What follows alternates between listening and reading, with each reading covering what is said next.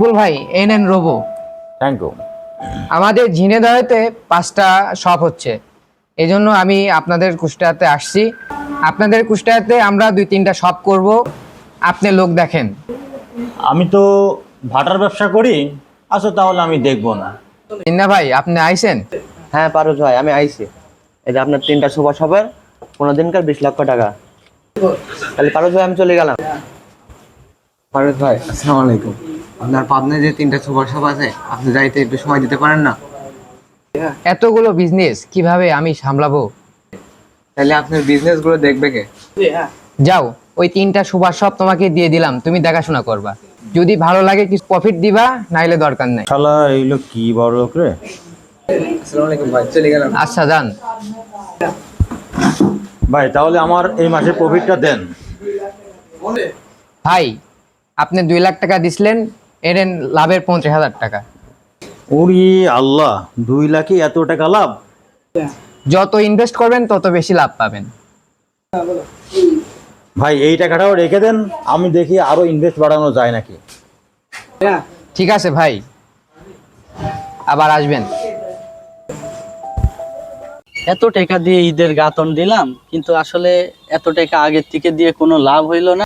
তাও আমাদের মাল আগে আসে না। এত টাকা দেওয়ার পরেও যদি আমাদের মাল আগে না আসে, তাইলে এই পুরাতন ঈদ দিয়ে পুরাতন মাল পাঠাই, নতুন নতুন মাল না পাঠাইলে আমরা ব্যবসাতে লাভবান কিভাবে হয়? তাইলে আমাদের চলবে কিভাবে? বর্তমান বাংলাদেশে ভাই এত বাড়ি ঘরদর হচ্ছে, একটু দেরি হইতে পারে ভাই, লেবার পাওয়া যাচ্ছে না। তাইলে আমরা কি করতে পারি ভাই? তাইলে আমাদের এই ব্যবসাটা বাদ দিয়ে ভাই, তাইলে ভাই যান, তাইলে আমার মালটা ঠিকভাবে পৌঁছাই দিয়েন। ভাই, জি জি, বিপুল ভাই কেমন আছেন? আলহামদুলিল্লাহ, আমি ভালোই আছি। সানার ভাই, আমার মালগুলো কেন দিচ্ছেন না? হয় আমার টাকাগুলো ফেরত দেন, না আমার মাল পাঠিয়ে দেন, আমি 10 তলা বিল্ডিং করব। ভাই, কিছুদিন আগেও তো বললেন যে কিছু ইট বাকি দিতে, এখন আবার হঠাৎ করে বিপুল ভাই আপনি বলছেন 10 তলা বিল্ডিং করবেন। রাতারাতি কি এই টাকা কোথা থেকে পালেন? ভাই, এখানে একটা বিষয় আছে, এটা বলা যাবে না। ভাই, কয়দিন আগেও তো দেখলাম যে আপনার অবস্থা খারাপ। হঠাৎ করে আলাউদ্দিনের চেরাগ পাইলেন না জাদুর কাঠি পাইলেন, কোনটা ভাই? ওই রকমই কিছুটা। আমরা বিজনেসে এত টাকা খাটাই, তাই আমরা 5,000 টাকা লাভ করতে পারি না, 1-2 লাখ টাকা খাটাই। আর আপনি হঠাৎ করে এত বড় লোক হয়ে গেলেন, এত টাকা পাইলেন কোথায় ভাইজান? পারভেজ স্টোরে অনেক টাকার বিজনেস করে, ওনার সাথে লাইন গার্ড করেন, আপনি রাতারাতি বড়লোক হয়ে যাবেন। পারভেজ, দাঁড়াও একটু।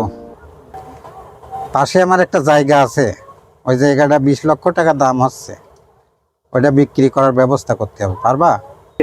আপনার জমিটা আমি বিক্রি করে দেওয়ার ব্যবস্থা করতেছি। আপনার বাসায় তো ভাড়া থাকি। তোমার কাছে যে 3 মাসের ভাড়া পাওনা আছে, ওই ভাড়াটা 45,000 টাকা, ওই টাকাটা আমাকে দেওয়া লাগবে, আমার এখনই লাগবে। আচ্ছা চাচা, আপনি কিছুদিন ওয়েট করেন, আপনার টাকাটা দেওয়ার ব্যবস্থা করতেছি। আচ্ছা ঠিক আছে, যত তাড়াতাড়ি পারো টাকাটার ব্যবস্থা করে, আমার খুব প্রয়োজন। আমাদের ঝিনেদাতে 3-4টা সুপার শপ আছে, পাবনাতে 3-4টা আছে, ঢাকাতে করার ইচ্ছা আছে। আপনি কেমন কি ইনভেস্ট করবেন যদি জানাইতেন। ভাই, আপনার কুষ্টিয়াতে আমার 3-4টা সুপার শপ করার ইচ্ছা আছে। জি ভাই। হ্যাঁ পারভেজ ভাই, আপনি তো জানেনই এলাকায় আমার একটা মান সম্মান আছে। আমি একটু গণ্যমান্য ব্যক্তি। আসলে আমার এই মান সম্মান বাঁচাইতে যাতে এমন কোনো কাজ করেন না যাতে আমার মান সম্মানের ক্ষতি হয়। আপনার সাথে আমি ব্যবসায় লাগতে চাচ্ছি। বিপুল ভাই আমাকে নিয়ে আসলো, সে লাভবান হয়েছে, তার জন্য আপনার এখানে আমি আসছি। তে আমি কেমন কি ইনভেস্ট করলে কেমন কি লাভ আপনারা দেন, আসলে সেটা বলেন তো। 15,000 দিই, যদি 10 লাখ টাকা ইনভেস্ট করেন আপনি আরো বেশি প্রফিট পাবেন। ভাই, আপনি তো জানেন আমার হলো ইটের ব্যবসা আছে, আমি ভাটার ব্যবসা করি। দেখি আমি ওখান থেকে টাকা কত প্রফিট বাই করে নিয়ে আসি আপনাকে দিতে পারি। আমি যত বেশি দিব আমার তত বেশি লাভ। আপনার সাথে বিজনেসের কথা শুনে আমার খুব ভালো লাগলো ভাই। আমি চেষ্টা করে দেখতেছি কত লাগানো যায়। আরে পারভেজ ভাই, আরে রোহান ভাই, আইছেন আপনি? ভাই আপনার দোকানে কিছু মুদি সরঞ্জাম নিতে আসলাম। আপনি যত খুশি নিয়ে যাবেন, আপনি বাড়িওয়ালার ছেলে না? এই বাড়িওয়ালার ছেলে কি কি লাগে সেটা দাও। বিপুল ভাই, আপনি তো আমাকে এক জায়গায় নিয়ে গেছিলেন, আসলে এই জায়গায় ইনভেস্ট করলে কি আমার ভালো হবে? তাইলে আমি এই ব্যবসায় নামতে চাচ্ছিলাম। আপনি কি বলতে চাচ্ছিলেন? ভাই, আপনি লাভবানই হবেন, আপনি টেনশন করেন না, যত দিবেন ততই লাভ হবে। নাইম ভাই কেমন আছেন? আছি, ভালো আছি। আপনি ভালো আছেন? জি আলহামদুলিল্লাহ ভালো আছি ভাইজান। আপনি তো আমার ব্যবসায়িক পার্টনার, আপনাকে একটা কথা জানানোর দরকার ছিল। অবশ্যই। যদি কিছু মনে না করেন তাহলে কথাটা বলি। হ্যাঁ। আসলে আমি ব্যবসার থেকে কিছু টাকা বাই করে নিতে চাচ্ছি, আপনার কি কোনো আপত্তি আছে? অবশ্যই আপত্তি আছে। ব্যবসা যদি বাড়াইতে একবারেই বেরিয়ে চলে যেতে হবে। ভাই তাইলে আপনার আর আমার যে রকম টাকা ইনভেস্ট করা ছিল, আপনার 1 কোটি টাকা আপনি নেন, আর আমার 1 কোটি টাকা আমাকে বুঝাই দেন, তাইলে আমি ব্যবসার থেকে বাড়াই যাই। এই ব্যবসা ঢোকা সহজ, কিন্তু বেরোনো তো অনেক কঠিন। আপনি বেরিয়ে যাচ্ছেন, যান, সমস্যা নাই, কিন্তু বিষয় হলো যেটা আপনি 1 লক্ষ টাকা ইনভেস্ট করছেন, ব্যবসায় বেরোনে যাবে, বেরোনে কিন্তু অনেক কঠিন। আপনি 1 কোটি টাকা ইনভেস্ট করছেন, এখানে আমার কোনো আপত্তি নাই। আমি 80 লক্ষ টাকা আপনাকে দিব, আর বাকিটা আপনাকে ডোনেশন দিয়ে বেরিয়ে যেতে হবে। ভাই আমি এখন চাইলাম বলে আপনি বিপদে পড়ছি, তাই জন্য আমাকে 20 লক্ষ টাকা কম দিবেন? হ্যাঁ, 20 লক্ষ টাকা আপনাকে কম নিতে হবে, কারণ এখানে আমারও গাদন নষ্ট হবে, করার কিচ্ছু নাই। জি। সানোয়ার ভাই বাড়ি আছেন নাকি? সানোয়ার ভাই, জি কে বলছিলেন? আমি নাইম বলছি। জি নাইম ভাই কেমন আছেন ভাইজান? আছি তো, আলহামদুলিল্লাহ ভালো আছি। আপনি ভালো আছেন? জি ভাইজান, আমার ওই ক্যাশ পাতি কি নিয়ে আসছেন? হ্যাঁ, আমি সব রেডি, সমস্যা নাই। আপনি কি এখন নেবেন? জি ভাইজান, এখন দিলে আমার একটু ভালো হয়। তাহলে 80, এই যে আপনার 80 লক্ষ টাকার বুঝ আপনি নিয়ে নেন। জি। আর পরবর্তীতে এই নিয়ে কোনো ঝামেলা তৈরি করেন না, তাহলে কিন্তু ঝামেলা হয়ে যাবে। না ভাই, আমি এ নিয়ে আর কোনো ঝামেলা করব না। আসেন আমার বাসায় একটু 2 টুকরো মাংস দিয়ে খেয়ে যান। না, আমি আর খেতে চাচ্ছি না, যথেষ্ট। এই আপনার সঙ্গে হিসাব আচ্ছা নিকাশ তাইলে করে। আজকের থেকে আপনার সাথে আমার ব্যবসার লেনদেন এই পর্যন্তই শেষ। ঠিক আছে ভাই, তো ভালো থাকবেন, আল্লাহ হাফেজ। ওকে। বিপুল ভাই, আপনার সাথে তো মেলা দিনেরই সম্পর্ক, তে আপনার মাধ্যম দিয়ে টাকাটা দিতে আসলাম। টাকাটা মায়ের হওয়ার কোনো ভয় নাই তো? না ভাই, সমস্যা নাই, আমি আচ্ছা তাইলে আসসালামু আলাইকুম। পারভেজ ভাই ভালো আছেন? ওয়ালাইকুম সালাম। সানু ভাই, ভাইজান আমি এই যে 80 লক্ষ, ভাই আমি 80 লক্ষ টাকা নিয়ে আসছি, এটা আপনার হাতে তুলে দিলাম আমার সর্বোচ্চ বেচে। তো আশা করা যাক আমি প্রতি মাসের প্রফিটটা সুন্দর করে আপনার থেকে পাবো। প্রতি মাসে আমার প্রফিটটা আমাকে ভালোই আমাকে একটু পৌঁছায় দিয়েন। আপনার উপরে বিশ্বাস করে আমার সর্বোচ্চ তুলে দিলাম। সমস্যা নেই, আপনি আমার প্রতি বিশ্বাস রাখতে পারেন। জি ভাই, বিশ্বাস আছে বলেই তো আপনার কাছে আইসি বিপুল ভাইয়ের মাধ্যম দিয়ে। তে বিপুল ভাইয়ের মাধ্যম দিয়ে আপনার সাথে আমার পরিচয়। যাই হোক, আপনি আমাদের কথার মানটা রাখেন। তে ভালো থাকবেন ভাই, আসি, আল্লাহ হাফেজ। আল্লাহ। A few moments later. ভাই 4-5 মাস থেকে টাকা পাইনি ভাই।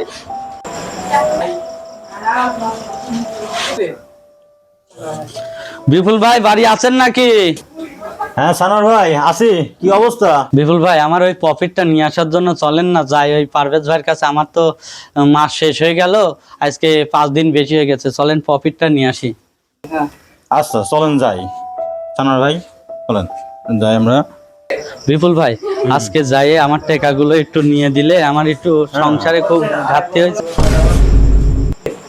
বিপুল ভাই দোকান বন্ধ কে? তাই তো দেখছি। আর ভাই আমার মালিক চলে গেছে, 2-3 মাস কার বেতন দেয় না ভাই। কি কইছে নাইম, তোর তো 2-4 মাসের বেতন, আমার তো সারা জীবনের সব কিছু শেষ হয়ে গেল রে। ওই বিপুল ভাই আপনি কি করলেন? আমার সব শেষ হয়ে গেল। আমার পার্টনার ঠিকই কইছিল, আমার পার্টনারের কাছে যাই, চলেন। চলো ভাই, বাড়িওয়ালার কাছে যাই। ভাই আমি বাড়িওয়ালার কাছে যাবো, আমার ব্যবসায়িক পার্টনার নাইম ভাইকে একটু সাথে নিয়ে যাই, চলেন। নাইম ভাই একটু দাঁড়ান ভাই, আমরা একটু আসছি এই বাড়িওয়ালার ছেলের কাছে। আমার তো বড় ধরনের ক্ষতি হয়ে গেল ভাই। আপনার সাথে যে ব্যবসায়িকের যে টাকা ছিল আমি সব তার হাতে তুলে দিয়ে আজ আমার সর্বোচ্চ শেষ।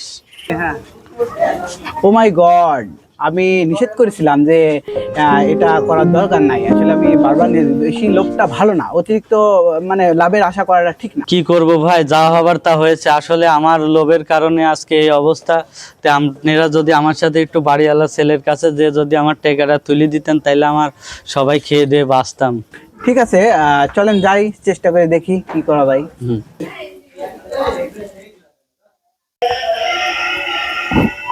এখন আবার কে আসলো?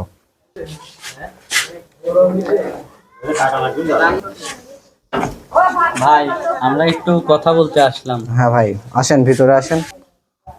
এখানে বসবো? হ্যাঁ জি ভাই। বিল ভাই মন বসেন। জি ভাই, কোনো সমস্যা কিছু হয়েছে কি? জি ভাই, সমস্যা হয়েছে, আমার সর্বস্ব শেষ হয়ে গেছে ভাই। ভাই আমার জীবনটা পরিচিত সবই শেষ। ভাই আমারও তো কিছু করার নাই, আমিও 4 মাসের বাড়ি ভাড়া পাবো ভাই, 60,000 টাকা।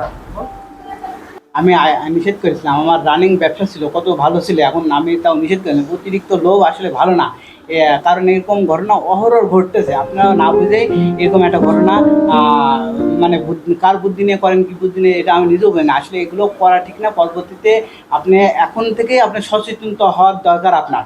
আপনি পরবর্তীতে যাতে এরকম কোনো না হয়, ডিসিশন নেবেন খুব সাবধানে, সতর্কতার সহিত। ভাই আমাদের মতো কেউ এরকম বিশ্বাস করবেন না। সবাই আমাদের ভিডিওটা দেখে কিছু শিক্ষা পাইলেন। আমাদের ভিডিওটা লাইক, কমেন্ট, শেয়ার করে আমাদের পাশে থাকার চেষ্টা করবেন।